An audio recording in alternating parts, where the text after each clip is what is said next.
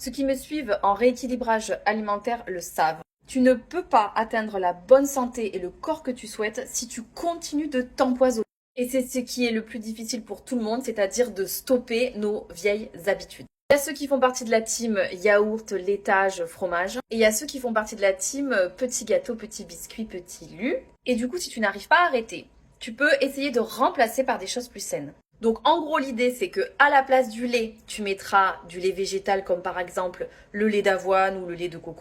Je te conseille pas forcément de mettre le lait de soja parce que s'il est consommé avec excès, il peut être extrêmement mal toléré. Ensuite, tu peux remplacer le sucre blanc par de la date, de la banane, pote de pomme, du sirop d'agave, du sirop d'érable, du miel. Où en fait, ce genre de produit sera beaucoup plus facilement assimilable par ton corps et certains ingrédients ont un pouvoir sucrant plus élevé avec une quantité moins importante que ce que tu aurais mis normalement avec du sucre raffiné.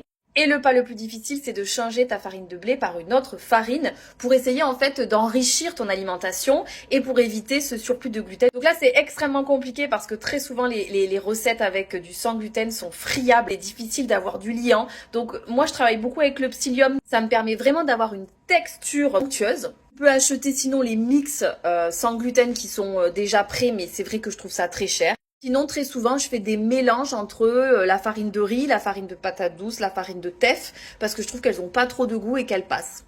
Et puis après, comme tout le monde, j'ai parfois des loupés. Mais c'est pas grave, c'est une expérience. Ce qui est important, c'est que tu retrouves la santé. Que tu perdes ce petit ventre qui t'embête. Du coup, moi, j'ai testé aujourd'hui le crumble. On est sur un crumble sans beurre, hein. Ça veut pas dire que c'est sans âme. Non, ça veut juste dire que c'est sans beurre. Ah, oh. Tu peux manger ça le matin si tu veux.